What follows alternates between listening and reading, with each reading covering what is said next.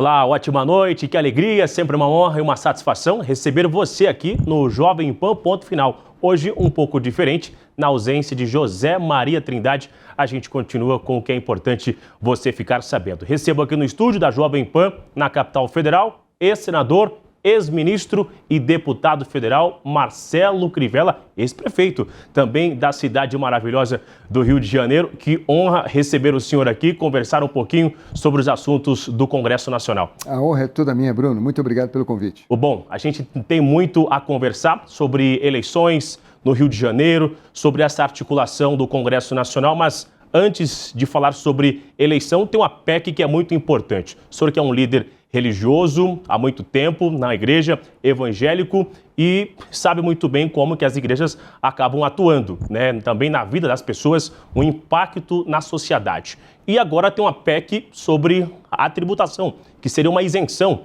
né, do imposto ali. De que forma que isso vai acontecer? Porque quando chegou no Congresso, houve imediatamente uma reação do governo federal, porque o ministro da Fazenda, Fernando Haddad, tem agido e atuado nos corredores do Congresso com uma agenda econômica para aumentar a arrecadação.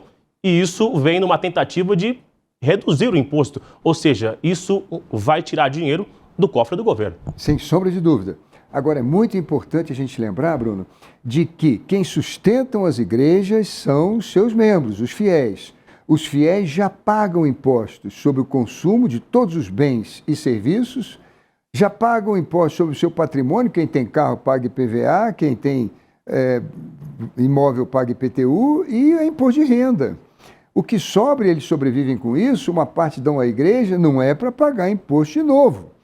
E veja, desde 1946, o Constituinte já escreveu na Constituição a imunidade dos templos religiosos. A imunidade dos templos religiosos. Chegou a hora dessa imunidade alcançar os tributos que incidem sobre o consumo de bens e de serviços. E aí, Bruno, o que aconteceu? Quando o governo verificou que haviam 44 autores e 336 apoiadores da PEC, chamou para conversar. Verificou que realmente era um momento em que nós tínhamos que entrar num acordo. E acredito que esse acordo está saindo logo depois dessa semana, essa semana agora com a filiação dos vereadores nos partidos e tal, o Congresso Nacional ficou meio parado, mas na semana que vem acredito que já esteja na pauta e vai ser votada e aprovada. Agora, essa articulação, se fala em tirar, em reduzir essa arrecadação, se fala em R$1 bilhão, é esse valor mesmo estimado ou é um valor até menor? Eu acho que é maior. O impacto? Eu acho até que é bem maior. Mas veja, nesse momento, o governo federal está tendo um momento importante para cumprir essa lei da Constituição, que é a imunidade dos templos religiosos.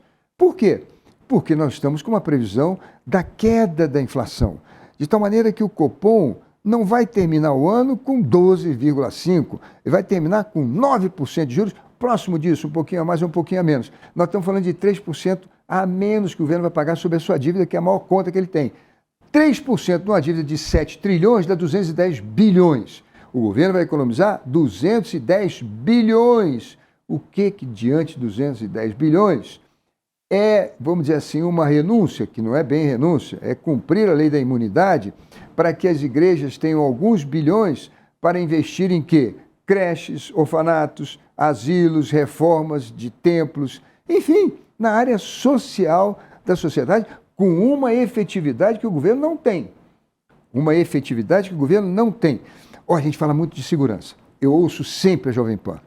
Agora há pouco eu estava ouvindo. E a turma estava falando sobre a ação que o governo teve lá na Baixada Santista.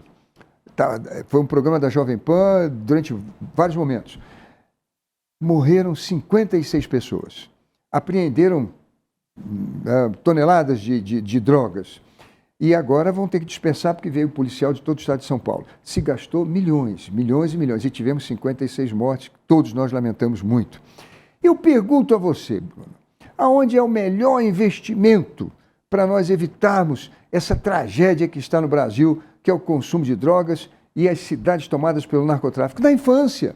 São as crianças, ensina a criança no caminho que deve andar. Está escrito isso na Bíblia. Eu aprendi o Evangelho quando tinha 5 anos de idade, hoje eu tenho quase 70, nunca me desviei. Por quê? Porque a criança, quando aprende, ela recebe eu diria a você, aquela fé. Então, quem pode nos ajudar? A escola pública? Não, está proibido. Na minha época podia. Na minha época podia, depois nós proibimos. São as igrejas. As igrejas têm que ter creches. Para isso elas precisam ter recursos. E como é que a gente vai dar recurso à igreja? O governo vai financiar? Não. Para de pagar os impostos, porque elas vão poder aplicar recursos na educação das crianças. Eu entro justamente com essa linha. Se fala muito nessa reta final, após a eleição do presidente Lula, sobre essa articulação e de conversar um pouco mais com a classe evangélica, com a ala evangélica, porque teve uma certa resistência, assim como teve também no setor do agronegócio, a campanha do governo Lula, mas a eleição acabou há muito tempo, é hora de fazer os acordos, de conversar e de manter um diálogo. Essa aprovação de uma PEC dentro do Congresso já seria um certo aceno para o governo Lula, para os evangélicos? É entendido assim que é necessário ter essa aproximação do governo com os evangélicos, com as igrejas, com os líderes religiosos? Não só evangélicos, mas católicos também. Ontem, por exemplo, eu recebi no meu WhatsApp uma mensagem de um padre de São Paulo dizendo que os partidos comunistas queriam fechar as igrejas, pregavam o ateísmo, era uma desgraça no país, e lembrava do cônico, lembrava da lei deles, da lei que eu não conheço perfeitamente, mas a lei da Igreja Católica que fala que são excomungados automaticamente aqueles que apoiam o comunismo, votam no comunismo. Ele falou de uma reunião em que uma secretária da CNBB citou o marxismo, coisas desse tipo. Então, eu acho que o governo chegou a hora de dizer, olha, não, nós do Partido dos Trabalhadores podemos ter sim apoio do LGBT, podemos ter apoio de pessoas que são marxistas, mas na essência o Partido dos Trabalhadores é o partido que acha que o trabalho tem que ter importância na distribuição da riqueza. Não é só o capital, é o trabalho também. A mão de obra precisa ser bem paga, os salários precisam ser bem pagos, para que haja mais solidariedade na sociedade, menos violência e maior geração de riqueza. O ciclo virtual da economia é esse. Não é acumular riqueza demais na mão de poucos, é pagar melhores salários. Esse é o princípio do PT, mas que pelos apoios que recebem de várias outras correntes, acaba parecendo que é um partido eminentemente comunista, que quer acabar com a religião no Brasil. Por isso é importante ao partido do governo apoiar. E digo mais, eu acho que o grande programa que nós devemos fazer hoje para o Brasil não é mais o Minha Casa Minha Vida, que é importante, mas é o Meu Filho Minha Vida. Meu Filho Minha Vida. Com essa imunidade, o governo incentivar que todas as igrejas católicas, evangélicas, tivessem uma creche. As igrejas não funcionam o dia inteiro. A maioria delas funciona no domingo, na quarta-feira à noite. E o prédio está lá. Então, nós podemos fazer o segundo turno. Para isso, as igrejas têm que ter recurso. Um computador, um campo de futebol, instrumentos. Uma criança está querendo aprender a tocar um sax, ou um violino, ou uma guitarra. Aonde que ela pode aprender? Lá na igreja. E aprender também sobre a fé, sobre Deus, sobre o bem, sobre o mal. Esse que eu espero, rapaz, quando essa PEC 5 for aprovada e os recursos, esses bilhões que todos os anos a igreja vai deixar de dar ao governo, que não está sendo eficiente na defesa da sociedade, na segurança, nós estamos piorando cada dia mais. Com as igrejas fortalecidas, eu creio nisso. Igreja forte é crime fraco. A gente está recebendo aqui, conversando com o deputado Marcelo Crivella, do Rio de Janeiro, justamente sobre essa PEC sobre as igrejas, que tem a redução do imposto ali então e toda essa discussão. O deputado já comentou que houve, inclusive, um chamamento do governo para essa articulação. Agora eu volto a falar com o senhor, deputado. Nos últimos anos teve um aumento também do número de igrejas. Igrejas, né, em locais mais afastados, igrejas que surgem ali para levar um serviço, uma atividade no bairro, né, naquela região que às vezes não chega, como o senhor comentou, a força do Estado, a ajuda do município. Agora, de que forma também realizar essa fiscalização sobre esse imposto? Qual é a igreja regulamentada, regularizada, com a documentação? Já tem um levantamento de quantas igrejas existem entrando com a evangélica? E o senhor comentou Católica, sobre... espírita, evangélica, de todas. forma geral, de todas essas entidades. Budistas. De forma geral. Que serão contempladas com essa PEC se aprovada for? Todas. Sinagoga muçulmana, judaica. Existe um número? No total, com CNPJ, cerca de 75 mil. Sem CNPJ, núcleos espalhados em tudo quanto é canto do Brasil, chegam a 550 mil. Existe um estado como um número que sai na frente? São Paulo. São Paulo leva... São Paulo, Mas eu digo ao senhor, como é que vai funcionar isso? Como é que nós estamos escrevendo a lei? A igreja, o templo religioso de qualquer denominação, não vai pagar imposto sobre o consumo de bens e serviços em 3 situações: na construção do seu templo, na reforma ou na restauração, quando for fazer a sua atividade, que é o culto, ou quando for prestar serviço, que é a creche, o asilo, o orfanato, o convento, a escola, o hospital de caridade. Ali, ela vai comprar cimento, areia, pedra, tijolo, porta, janela, ela paga o cimento, não paga o imposto. Se ela for fazer o culto, então o microfone, as caixas de som, a iluminação, ela paga o microfone, não paga o imposto. E quando for prestar o serviço também, a mesma coisa. Os serviços profissionais que ela contratarem, as empresas que ela contratarem, paga o serviço, não paga o imposto e todo o material. Então, nós estamos tirando basicamente impostos o quê? Municipais e estaduais, ICMS e ISS, sobre serviço ISS e ICMS. O governo já teve alguma renúncia nesse ponto? Não. Ele vai ter no IPI dos produtos industrializados. Quando a igreja precisar comprar um automóvel, um ar-condicionado, enfim, essas coisas vai ter o IPI. Basicamente ICMS e ISS. O senhor falou, como é que nós vamos fiscalizar? A igreja vai pagar o imposto e ela vai pedir o imposto de volta. Nesse momento, o governo tem um instrumento para saber se saiu da conta da igreja e se o material foi aplicado na igreja, se a nota fiscal é da igreja, se o material é da obra da igreja. Ela não recebe uma imunidade sem antes provar que o que ela gastou foi na obra social ou na prestação de serviço ou na sua atividade que é o culto. Então, é um cashback, é um princípio de cashback.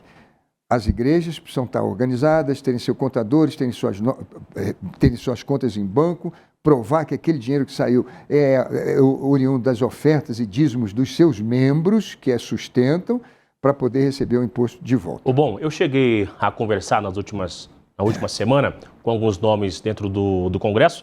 É normal a gente tentar ouvir um pouquinho de cada um. E o que eu vi que existe uma preocupação sobre aquelas igrejas que já estão muito bem estruturadas e que tem ali um veículo de comunicação envolvido, tem uma rede de posto de combustível, que tem outros empreendimentos ligados à igreja. E talvez alguém que não esteja muito bem intencionado queira utilizar essa isenção do imposto para contemplar também essa, como posso dizer, que seria a igreja como uma certa hold, né? E ali as outras empresas ligadas à igreja que iriam alcançar e usufruir do benefício. Então, essa também será necessária uma fiscalização rigorosa para que isso não aconteça, para que alcance outros segmentos que são ligados a essas igrejas, deputado. Sem sombra de dúvida. Nesse aspecto, foi tirado da lei a geração de renda. Então, ficou o quê? Imunidade sobre construção do patrimônio, é aquilo que eu falei para você, reforma, construção ou restauração do templo, atividade, que é o culto, tudo que está envolvido no culto, ou a prestação de serviço. Também existia no texto inicial a imunidade sobre a geração de renda. Mas aí surgiu essa dúvida. Quer dizer, se a igreja vai fazer uma geração de renda, ela pega dízimos e ofertas e abre uma rede de posto de gasolina e diz, olha, os membros da minha igreja vão sempre abastecer aqui para a gente poder ter o lucro e aplicar aqui. O Supremo Tribunal Federal até diz que isso é possível. Nós tiramos da lei. Nós tiramos isso da lei. Não tem mais imunidade sobre geração de renda. Se a igreja quer construir um edifício e alugar os apartamentos para ter geração de renda, não vai ter imunidade dos impostos. É apenas no patrimônio, conservação, eu disse aqui, né, a construção, a reforma, a restauração. Nós temos templos históricos da Igreja Católica que estão caindo aos pedaços aí pelo interior de Minas, catedrais com 200, 300 anos, que a Igreja Católica não consegue restaurar, estão caindo aos pedaços. Nós temos também a atividade central, que é onde as pessoas se batizam, casam, velam seus mortos, ali no culto, tudo que se comprar para o culto, isso tem imunidade. Ou a prestação de serviço, como disse, creche, asilo, orfanato, só nesses 3 aspectos é que a lei contempla, nada mais do que isso. Bom, encerrando esse assunto, a gente já vai avançar com outras informações e tem muito a conversar aqui hoje. Mas então o senhor está confiante nessa vitória? Já tem um número estimado de votos na Câmara? Como mais de 400, é o que a gente estima. Tem mais de 400. Mais de 400 votos na Câmara é o que nós estimamos. Veja, quando nós lançamos a PEC, nós precisávamos de 1/3 dos votos para ela poder tramitar, 171. Tivemos 336. Naquela época, ninguém do governo assinou. Agora, o governo dando apoio, Com certeza esses 336 confirmam e vão receber ainda mais, que é a base do governo, hoje mais de 100, passa de 400. O senhor comentou aqui no início da nossa entrevista sobre essa janela eleitoral, sobre as eleições em 2024. Viemos recém de uma eleição, mas é uma eleição que, ainda que seja regional, algo dentro do município, acaba tendo a influência do ex-presidente, do presidente atual, porque isso vai ser um retrato, um cartão de visita sobre as eleições em 2026. O senhor que é do Rio de Janeiro, uma cidade muito importante, uma capital muito importante, inclusive, que enfrenta situações que foram enraizadas ali, né, sobre a segurança pública, inclusive, são diversos assuntos que envolvem a capital e que também vai ter esse olhar dos dois líderes, né, do ex-presidente e do presidente Lula. De que forma que o senhor tem visto essa chance de uma reeleição do atual prefeito, né, de um lado, e também tem algum outro nome que é amigo do senhor, que é colega do senhor dentro da Câmara, deputado Ramagem, inclusive, tem outros nomes que vão disputar ali dentro do Rio de Janeiro com apoio de Bolsonaro. Como que o senhor tem visto? O senhor acredita numa reeleição de Eduardo Paes? De que forma que tem sido construída essa eleição? Olha, eu tenho a impressão que o Eduardo Paes tem muita chance de se reeleger, pela experiência que ele tem, pelas dificuldades que o Rio já enfrentou, e há eu diria a você, há uma preocupação do Carioca de ter ali um governo de radicalização que não avance, pelo contrário, tenha retrocesso. Se por acaso o Eduardo Paes tiver um vice muito, muito ligado ao PT, ao presidente da República, pode ser que a eleição passe a ter um perfil nacional. Aí eu acredito que o candidato do Bolsonaro passe a ter muito mais chance, porque no Rio de Janeiro, as pessoas agora no município estão pensando em quê? No transporte, na saúde, na educação, na comunidade, nas chuvas, mas se de repente aquilo começar a fazer uma coisa assim, tipo esquerda-direita, de valores como, por exemplo, conservadores, família, direito à vida, liberdade religiosa, essas coisas podem sim fazer com que a eleição do Eduardo, e o Eduardo é uma pessoa de princípio cristão, ele não é um esquerdista, ele não é como se diz, é um esquerdopata, ele pode sim ter problemas na sua reeleição, porque no Rio de Janeiro hoje a maioria é muito mais conservadora do que progressista, do que de esquerda. Aliás, o PT nunca elegeu um prefeito no Rio de Janeiro. O senhor, como ex-prefeito, o senhor consegue me responder até que ponto vai a influência do chefe do Palácio hoje ou de um ex-presidente para eleger ou uma reeleição de prefeito no Rio de Janeiro? É importante? É imprescindível? Indispensável? Não, se o Lula for ao Rio de Janeiro para fazer alianças com o Eduardo, coisa que seria difícil com o Ramagem, para Minha Casa Minha Vida, para projetos de luz para todos, para saneamento da cidade, para renegociação da dívida. Olha, Bruno, eu tive, quando fui prefeito, que pagar 10 bilhões de dívida da Olimpíada. Eu tive que... foi em época de recessão, a minha arrecadação caiu 5 bilhões. Agora, eu pergunto a você, é justo o Rio de Janeiro fazer as Olimpíadas, pega dinheiro no BNDES para construir aqueles estádios todos e atrair turistas para cá, e depois a gente tem que pagar com juros? Tem que pagar com juros? Espera aí, o BNDES é de quem? É do Paulista, mas é do Carioca também. O banco é meu. Eu tenho que pagar o meu banco com juros? Não, o BNDES tem que cobrar das empresas juros, mas não das obras públicas. Obra pública é para pagar com correção. Então, se o Lula vai no Rio de Janeiro e diz, olha, o pior problema de vocês aí é a dívida que vocês fizeram na época da Olimpíada, que não trouxe o resultado econômico, a gente imaginava que ia receber milhões de turistas a partir daquele momento, não teve isso, infelizmente, nossos estádios estão inclusive vazios, não tivemos mais grandes eventos lá, mas nós vamos renegociar essas dívidas, vocês não vão pagar mais juros não, vocês vão pagar somente a correção, que agora da inflação está abaixo de 5%. Ano passado foi 4,71%, esse ano nós estamos esperando, o Haddad prometeu aí que vai ser até menor do que 4,71%. Vamos corrigir isso, vai dar um alívio para vocês. Isso é bom. Esse seria o discurso de vitória? Esse seria um discurso maravilhoso. Nós vamos apoiar o Rio de Janeiro com o prefeito. Agora, se começa a colocar vamos supor, uma candidata ligada ao movimento LGBT, ou movimento em favor do aborto, e a discussão passa a ser no Rio de Janeiro, esquerda, direita, família, aí pode ser que realmente o candidato de direita pegue todo o público evangélico, que não é pouco, todo o público católico e ganhe a eleição. Eu acho que é esse cenário que nós... E o Eduardo, que é experiente para chuchu, já ganhou, já perdeu várias eleições, ele agora tem que avaliar isso, inclusive fazer as pesquisas e verificar o quanto essa influência... Dizer, como é que ele vai trazer o apoio do governo federal sem que transforme a eleição numa coisa de direita e esquerda. Bom, a gente acompanhou na última semana o desenrolar da investigação da morte da vereadora, da Marielle, envolvendo um nome da política, um colega da Câmara também do senhor, Câmara dos Deputados, deputado Chiquinho, que inclusive Brazão. Será analisado, né, essa manutenção da prisão na Comissão de Constituição e Justiça. E de que forma que o senhor vê, o senhor com a experiência, sendo do Rio de Janeiro, para limpar essa imagem da política e da milícia, esse envolvimento do crime dentro da política no Rio de Janeiro? O senhor não vê que está uma imagem ruim no atual cenário? Péssima, mas veja, também tem isso sim. A milícia se organizou, ela tenta fazer vereadores. Eu acho que a nível de vereador, até ela consegue. Para deputado já acho muito mais difícil, porque é o Estado inteiro, dilui muito, é preciso muito voto. Deputado já acho difícil. Senador é impossível, governador é impossível. A milícia não tem essa força toda. Mas o fato concreto é que também há um certo voluntarismo para responder a esses anseios da insegurança por parte dos promotores.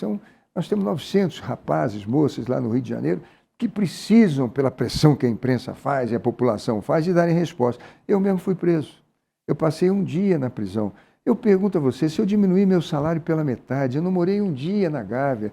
Eu sou um homem que fui missionário na África, passei 10 anos com a minha família na África. Eu sou cantor, eu vendi mais de 10 milhões de CDs e doei 70 milhões para um projeto que está até hoje, há 23 anos, cuidando das crianças pobres na Bahia, onde eu não tenho um voto. Depois os meus processos todos caíram, eu fui considerado inocente, mas é justo isso acontecer? Então, de um lado e de outro, existem esses, eu diria a você, exageros, esses voluntarismos, para se dar resposta a uma questão. Então, todo mundo dizia, nós precisamos encontrar os assassinos da Marielle. O governo Lula, então, falava, quem matou Marielle? Quem matou Marielle? Vamos encontrar, vamos encontrar. Nesse momento, nós temos uma delação.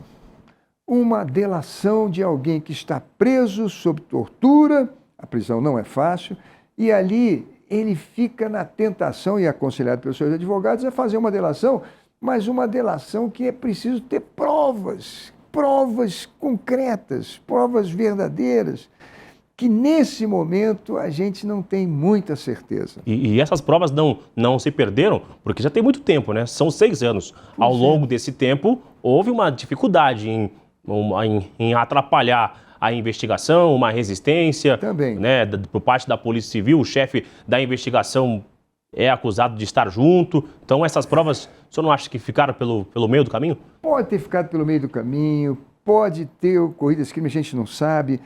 Mas o fato concreto hoje, nesse momento, é que no Congresso Nacional, conversando com meus colegas, a gente fica imaginando se o Chiquinho Brazão, com a prerrogativa dele parlamentar, não poderia responder todo dia, o tempo todo, ou ter que entregar o passaporte, a essas perguntas todas, a tirar essas dúvidas todas em liberdade. O senhor acha que houve excesso?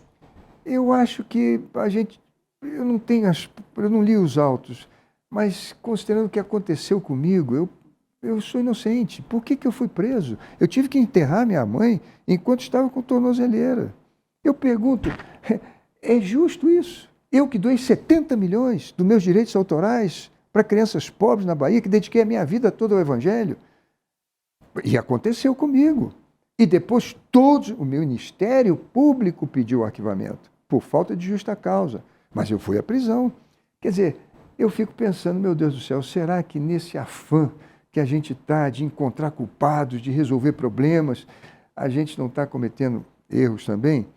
Não estou aqui inocentando culpados. Lamentei profundamente, foi um dia em que eu era prefeito da cidade, fiz todas as homenagens, coloquei o nome da Marielle numa escola. Olha, você quer ver uma coisa? Eles falam sobre uma lei que dava condições, na Câmara de Vereadores, de legalizar áreas invadidas por milícias. Que a Marielle dizia, isso é um absurdo, essa lei não pode passar, essa lei não é para beneficiar os pobres, isso aí é para miliciano e tal, não sei o quê. Pois bem, a lei passou. Quando chegou na prefeitura, eu vetei. Eu vetei a lei. Eu anulei a lei. Ela ficou anulada. Eu pergunto, se havia esse interesse tão grande, esses milhões de coisas, não iriam matar o prefeito? Eu também não seria vítima de um assassinato, da morte, mas não me mataram. Eu vetei. O senhor tinha receio? Não tinha receio, não. Eu achava que aquilo era um absurdo. Que O senhor recebeu algum tipo de ameaça em algum momento? Não, nunca tive ameaça. Nunca tive ameaça com relação a isso. Fui lá, vetei e acabou. Bem verdade que depois a Câmara derrubou o meu veto, por um voto. Mas eu nunca fui ameaçado por causa disso. Dizem que foi essa a razão que levou ao assassinato da Marielle. Eu honestamente, eu fico preocupado da gente ter uma tragédia tão grande, uma tristeza tão dolorida na alma do povo carioca e tentar curá-la cometendo um outro erro. Bom, esse erro que o senhor fala seria essa prisão imediata do deputado Chiquinho. Imediato. Só pra o assassino a gente já sabe quem foi. Sim. O assassino já disse, eu matei. Eu matei. Eu fui lá, tá aqui a arma, não, eu joguei a arma lá, o carro é esse, não sei o quê, foi tal dia, eu vigiei ela aqui, ali eu dei tantos tiros. Ele já disse, fui eu que matei, então tá lá, ele matou. Agora ele diz o seguinte, eu matei porque mandaram, porque eu ganhei. Aí eu pergunto, meu Deus do céu, será que ele não está tentando algum benefício? Não sei. Cabe aí ao Ministério Público, cabe à Justiça investigar.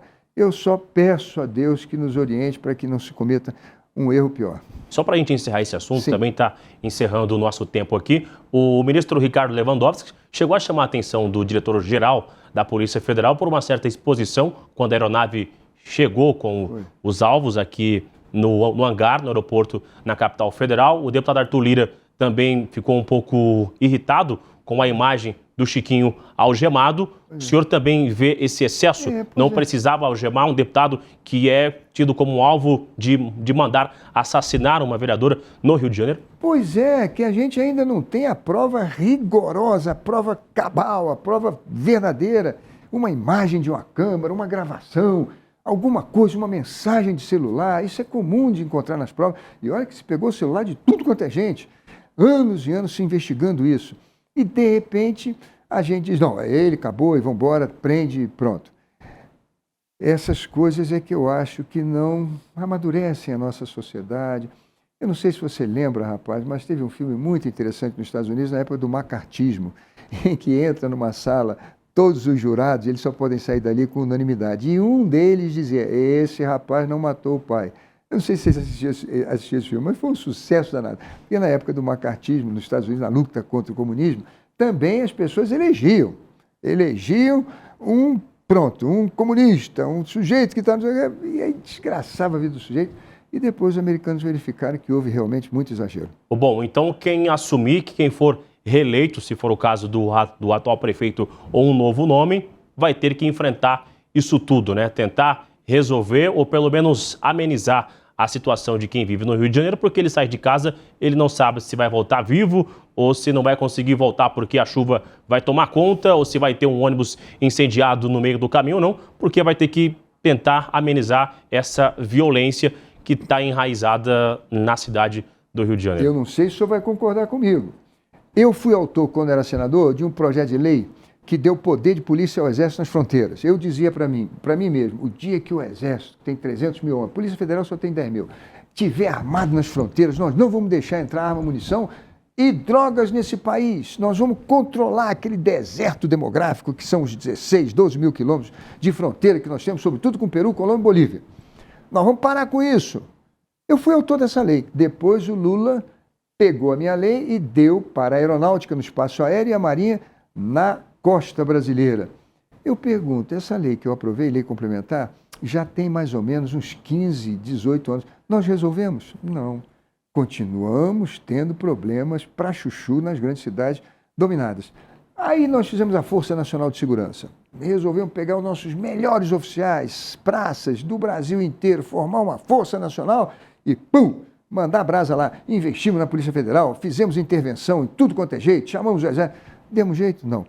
Por isso é que eu digo, vamos fortalecer as igrejas, vamos dar recurso às igrejas, vamos tirar a mão do Estado de arrancar das igrejas os impostos e deixar as igrejas cuidarem das crianças, fazerem creche, ensinarem a Bíblia para as crianças, ensinarem instrumentos para eles poderem cantar, louvar a Deus. Essas crianças amanhã vão iluminar esse país e não vão cair nas armadilhas do tráfico. A gente vai acompanhar. Mais uma vez, muito obrigado. Uma honra receber o senhor aqui e conversar um pouquinho mais sobre eleição, sobre essa PEC e sobre o Rio de Janeiro. Eu que agradeço. Muito obrigado. Muito obrigado e volte mais vezes na Jovem Pan. A você de casa, muito obrigado pela companhia. A gente se encontra aqui na semana que vem em mais uma edição do Jovem Pan Ponto Final. Até lá e um abraço.